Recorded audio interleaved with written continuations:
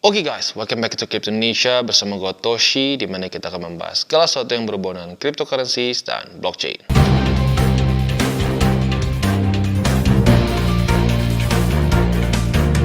Oke, jadi pada hari ini guys, kita akan update on-chain analysis. Ini update-nya mungkin setelah kemarin tiba-tiba Bitcoin rally dengan cukup signifikan, membuat cryptocurrency market kembali hijau, ya at least for now.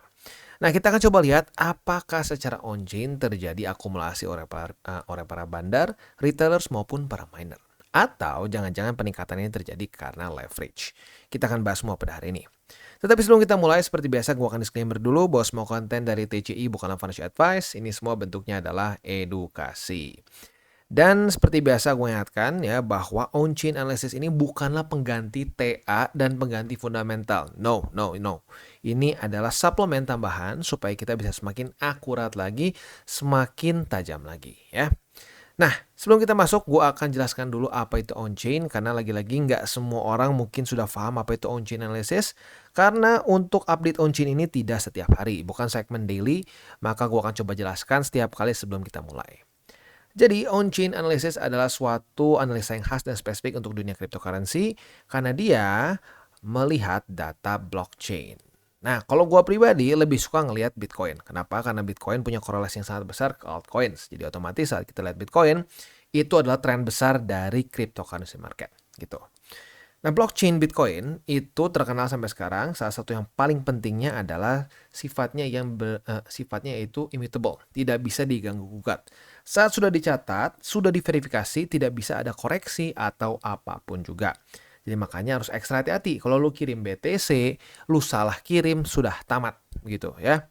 Dan nggak bisa diganggu gugat ya. Salah satu contoh paling nyatanya adalah transaksi pertama di Bitcoin Network yang terjadi antara dompetnya Satoshi Nakamoto dengan Half ini ya. Itu merupakan transaksi pertama di Bitcoin Network dan selamanya akan menjadi transaksi pertama di Bitcoin Network. Nggak bisa diubah-ubah, nggak bisa di reverse gitu ya. Nah, dengan sifat yang immutable seperti itu, kita bisa melihat pergerakan apa? Bandar. Nah, orang-orang Indo terutama suka banget tuh dan dengar-dengar bandar ya. Nah, tetapi justru lucunya dengan kita melihat on-chain ini, kita melihat faktanya bahwa pada faktanya para bandar itu nggak selalu benar gitu. Bandar kadang-kadang akumulasi di tempat yang salah, TP di tempat yang salah gitu. Jadi kalau sampai kita berpikir selama ini bahwa bandar itu adalah suatu makhluk misterius yang selalu benar, on-chain membuktikan bahwa ternyata mereka nggak selalu benar. Begitu, mereka bukan dewa ya. Jadi kurang lebih seperti itu, dan untuk on-chain analysis ini kita akan menggunakan CryptoCon. Kenapa? Karena gratis, biar semua orang bisa pakai. Kalau Glassnode ada yang nggak bisa pakai, ada yang bisa pakai. Jadi kita pilih yang semua orang bisa bikin aja secara gratis ya.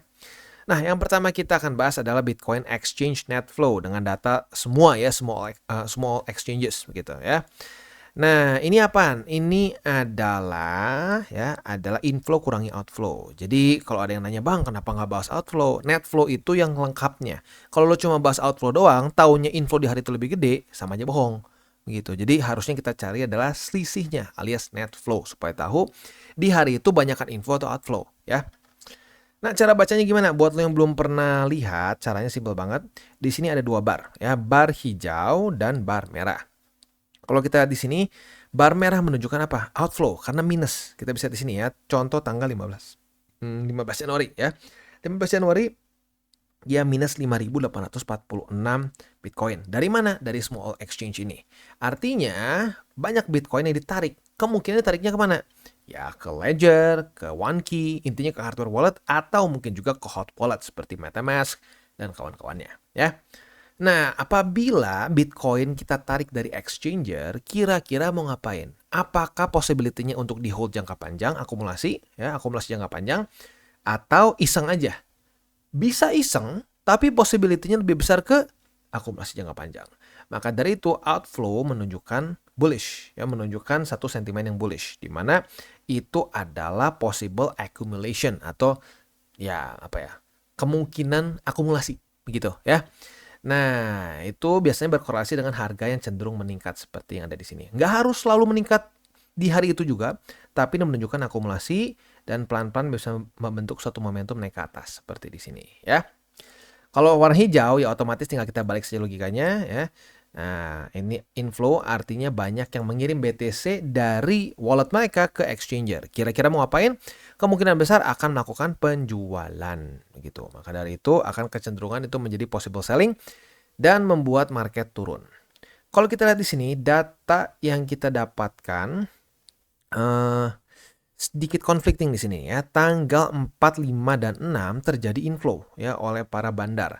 Nah, ini sekali lagi kita menunjukkan bahwa bandar tuh nggak selalu benar begitu ya. Orang banyak yang berpikir bandar tuh nggak pernah salah, selalu profit. Nggak juga. Karena kalau kita lihat di sini mereka malah melakukan ya possible selling di sini tanggal 4, 5 dan 6. Ini tepat sebelum boom rally ya. Rally Bitcoin dari angka 42 ribuan ke angka 44.000 ya 44.700-an sekarang ya. Nah, ini nih ya. Jadi sekali lagi ini pembuktian bahwa para bandar nggak selalu benar. Walaupun karena mereka mainnya jangka panjang jadi ya ujungnya profitable juga gitu. Nah, intinya apa? Intinya bisa dibilang para bandar di sini sedikit kekecoh nih dari tanggal 4 sampai tanggal 6 dia bukannya akumulasi malah cenderung possible selling. Nah, sekarang kita akan coba lihat ke data para miners. Apakah para miners melakukan kesalahan yang sama atau jangan-jangan mereka malah akumulasi? Dan jawabannya mereka ternyata tidak aktif. Kita bisa di sini tanggal 4 sampai tanggal 5 ada outflow sih 600 BTC, di sini cuma 43. Ya, kalau mau ngomong secara benar nggak benar ya berarti lebih pas miners nih. Walaupun kalau kita lihat dari si barnya ini menunjukkan bahwa memang tidak terlalu banyak aktivitas begitu ya. Nah, kalau kita lihat para bandar salah ya, banyak inflow, para miners cenderung non-aktif. Apakah jangan-jangan peningkatan ini terjadi karena leverage? We'll see ya. Sebelum kita investigasi para pemain futures ya, apakah mereka mulai banyak buka posisi? Kita akan dengar dulu pesan-pesan dari sponsor kita pada hari ini. Oke, today's video is brought to you by BitTime. Dan BitTime ada berita bahagia, mereka ada event airdrop Jupiter, di mana total hadiahnya itu mencapai 15 juta rupiah. Bagaimana cara ikutannya? Langsung saja kita bahas. Yang pertama, ini berlangsung dari tanggal 1 Februari sampai tanggal 10 Februari, berarti ada waktu yang cukup lama ya. Dan selain itu juga cara partisipasinya cukup mudah. Yang pertama, pastikan semua peserta harus sudah KYC atau verifikasi identitas untuk berpartisipasi. Lakukan transaksi di BitTime, baik deposit, jual beli, ataupun staking. Semakin banyak transaksi, semakin banyak kesempatan untuk membuka paket hadiah. Yang ketiga, terima poin, dapatkan sejumlah poin tertentu dengan membuka paket hadiah. Dan yang keempat, token airdrop. Sistem secara otomatis akan mendistribusikan token berdasarkan statistik poin peserta setelah event berakhir. Buat lo yang mau ikutan, silakan bisa di-post dulu, lihat syarat dan ketentuannya. Apabila semuanya sudah cocok, silakan bisa ikutan event ini. Caranya gimana? Di atas ya, kalian bisa tinggal klik di banner JUP Airdrop atau Jupiter Airdrop dan klik daftar sekarang. Buat lo yang belum punya akun di BitTime, bisa pertimbangkan untuk menggunakan link referral kita di bawah. Oke, dan sekarang kita masuk ke Bitcoin Estimated Leverage Ratio. Apa itu? Itu adalah open interest dibagi dengan coin reserve. Bahasa simpelnya, garis warna ungu atau biru, ini nggak tahu, banyak yang bilang ungu biru, kalau gue ngeliatnya ungu ya, nggak tahu apa gue buta warna, tapi kalau gue ngeliatnya ini ungu ya. Nah, kalau kita lihat di sini, apabila si garis ungu ini semakin meningkat, itu menunjukkan leverage bertambah di market ya.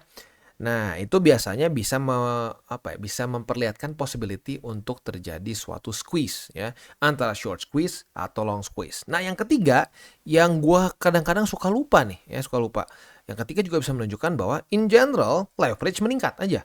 Itu harga meningkat karena leverage yang mulai meningkat juga. Begitu. Nah, kalau kita lihat di sini untuk short squeeze itu contohnya biasanya seperti ini ya. Harga boleh boleh konsolidasi seperti ini atau bisa juga sedikit ranging, tetapi tiba-tiba kalau kita di sini harga drop bersamaan dengan estimated leverage ratio juga drop. Artinya apa? Artinya banyak yang terlikuidasi. Nah, yang terlikuidasi adalah apa? Posisi long, makanya disebut sebagai long squeeze. Sorry, ini bukan short squeeze, ini long squeeze ya. Yang kena squeeze-nya adalah posisi long ya. Mereka banyak buka posisi long di sini. Nah, itu adalah buying power, tiba-tiba harga turun, harga mereka alias kena harga likuidasi mereka sehingga turun menjadi efek domino. Nah, untuk short squeeze itu tinggal kita balikan saja logikanya. Itu tuh contoh klasiknya di sini nih. Nah, harga bisa ranging ya, bisa juga konsolidasi. Nah, tiba-tiba apa? Harga meningkat di waktu bersamaan estimated leverage ratio turun. Artinya posisi short di sini yang which is itu adalah selling pressure kena likuidasi dan menjadi efek domino gitu ya. Nah, kalau kita lihat dalam beberapa hari terakhir ini, leverage mulai meningkat ya. Jadi ini dia nih, ketemu penyebab dari peningkatan yang cukup signifikan kemarin yang terjadi oleh Bitcoin ya. Dari angka ya 42, 43 lah ya, 43, 42. 42,5 lah ya, buat lebih fairnya 42,5 sampai 43, tiba-tiba loncat ke 4,4. Nah, ini sepertinya terpacu oleh leverage. Nah, kalau udah kayak gini, ada kemungkinan rawan, mungkin ini lebih cenderung rawan ke short squeeze nih, ya, karena kadang-kadang orang suka overconfident nih. Nah, di sini berarti banyak yang buka posisi long, berhasil berhasil ngelanjutin ke atas. Nah, kalau udah di atas ini, ya lagi-lagi ya, orang kadang-kadang overconfident sehingga dia terus pertahankan posisi long atau tambah posisi long, tiba-tiba mulai diguncang oleh para trader futures yang lain, akhirnya ke squeeze ya. Nah, jadi hati-hati, ada possibility terjadi short squeeze di sini. Bang, mungkin nggak bang malah lanjut lagi ke atas? Mungkin. Nah, tetapi ini yang lebih sering terjadinya seperti itu ya. Ya anggap 70-30% lah possibility-nya. Orang-orang malah overconfident. Udah profit di sini, kadang-kadang nggak di TP malah ya. Nggak di TP, wah dipertahankan terus malah nambah posisi lagi. Dan kadang-kadang malah berbalik begitu. Nah, saat berbalik, jadi versi ekstrimnya. Nah, jebolnya juga ekstrim ke bawah gitu. Jadi hati-hati buat lu yang pegang posisi future sekarang, ada resiko yang bertambah dalam dalam minimal jangka pendek nih ya. Oke, jadi kurang lebih seperti itu untuk estimated leverage ratio ya. Sekali lagi, resiko squeeze, terutama squeeze untuk posisi long ya, ini semakin besar karena pergerakan kemarin ya. Oke, jadi kurang lebih seperti itu, udah ketemu nih ya, ketemu penyebab utama, bensin utama dari rally Bitcoin. Secara spot ternyata nggak terlalu signifikan gimana ya. Malah kalau kita lihat di sini para bandar salah ya, malah melakukan inflow di tanggal 4 sampai tanggal 6. Miners nggak terlalu banyak kegiatan. Jadi bisa dibilang atau bisa disimpulkan penyebab utamanya adalah ini, leverage ya. Jadi ekstra hati-hati. Selanjutnya langsung aja kita loncat ke MVRV ratio ya. Ini cara pakainya mirip banget ke RSI, bukan mirip bahkan sama persis cara pakai seperti RSI. Anggap ini 70%, ini 30%, tetapi cara ngitungnya tentunya beda ya. Satu TA, satu on-chain, otomatis beda. Tetapi cara pakainya ke RSI. Jadi ya kemungkinan besar lu kebayang karena RSI adalah satu indikator yang sangat populer di TA ya. Nah, kalau kita lihat di sini ya, untuk masa-masa terbaik akumulasi udah lewat. Ya gue udah bahas dari waktu itu, dari 2022. Ayo akumulasi. Nggak ada salahnya. Secara statistik saat di bawah dari 1, itu returnnya bagus ya. Buat lo yang sudah akumulasi ya, congratulations. Lo dapet di harga 20 ribuan, di bawah 20, bahkan bottomnya di 16.000 pun jelas saat dia di bawah dari 1 ya. Nah, buat lu yang mungkin baru kepikir, aduh bang, telat nggak? Ya lumayan, ya nggak dapet the best, tetapi tahun ini masih tahun masih tahun persiapan, preparation, ya. Jadi masih kedua terbaik untuk akumulasi, ya. Akumulasinya gimana caranya? Via TA dengan mengikuti DCWT, ya. Oke. Nah, kita sekarang udah sampai ke deket 2 nih. Kemarin kan sempat udah 2, turun lagi, sekarang mau dekatin 2, berarti udah di tengah-tengah. Apakah kita akan semakin mendekat ke ya masa-masa overbought? Kayaknya masih belum sih ya, masih ada waktu yang cukup panjang. Tetapi jangan khawatir, nanti kalau sudah dekat-dekat gua akan update lagi untuk on-chain-nya. Dan kalau dari cycle kemarin, gue pribadi ngelihat ini satu indikator yang bagus banget untuk melihat local tops, bahkan nyaris all time high. Tapi all time high nggak kena banget di sini lah, nyaris di sini ya. Jadi untuk kita bisa jadi salah satu indikator yang kita pakai untuk TP, boleh juga ya. Oke, jadi kurang lebih seperti itu untuk on-chain kita pada hari ini ya. Overall, kesimpulannya seperti yang gue sudah tadi katakan ya, ternyata sepertinya penyebab utama dari peningkatan Bitcoin itu lebih ke leverage ya. Karena kalau kita secara spotnya nggak terlalu banyak yang mendukung peningkatan kemarin. Para bandar, miners malah inflow di sini ya. Ya lagi-lagi, semua data menunjukkan lebih cenderung ke estimated leverage ratio, atau lebih tepatnya adalah ngomongin soal leverage yang membuat harga meningkat. Nah, seperti yang gue bilang tadi, hati-hati ya, ada possibility bisa terjadi squeeze. Lebih cenderung ke long squeeze gitu ya. Walaupun nggak menutup juga kemungkinan terjadi lanjut lagi short squeeze gitu. Yang posisi shortnya belum kena likuidasi di sini, kenanya di atas gitu. Masih ada kemungkinan seperti itu juga. Tetapi biasanya kalau setelah terjadi peningkatan karena leverage ya, biasanya longnya yang jadi overconfident dan malah jebol. Tapi lagi-lagi itu nggak 100% ya. Ya gua anggap 70-30 lah. Lebih seringnya terjadi seperti itu. Oke. Jadi kurang lebih seperti itu untuk on-chain analysis. Seperti biasa gue ingatkan, 3 golden rule dari investing, bukan cuma di crypto tapi di semua market. Yang pertama, jangan pakai uang panas. Yang kedua, jangan over leverage. Dan yang ketiga adalah berpikir jangka panjang. Dan bagi kalian yang belum mengikuti DCWT atau Daily Charting with Toshi, bisa klik di sini, di mana kita akan daily chart your favorite cryptocurrencies. Dan buat lo yang masih bingung cara baca TA, chart, dan hal-hal lain, bisa juga kita klik di sini tutorials with Toshi. Ya. Dan buat lo yang belum memiliki akun ya, di berbagai macam cryptocurrency exchange, bisa klik di bawah ada link kita, lo bisa pilih sendiri. Ya. Lalu selanjutnya jangan lupa juga untuk join Telegram group kita, di mana kita bisa ngobrol-ngobrol santai mengenai dunia cryptocurrency secara 2 arah. So jangan lupa untuk like, subscribe, click the bell icon, and see you on the next video.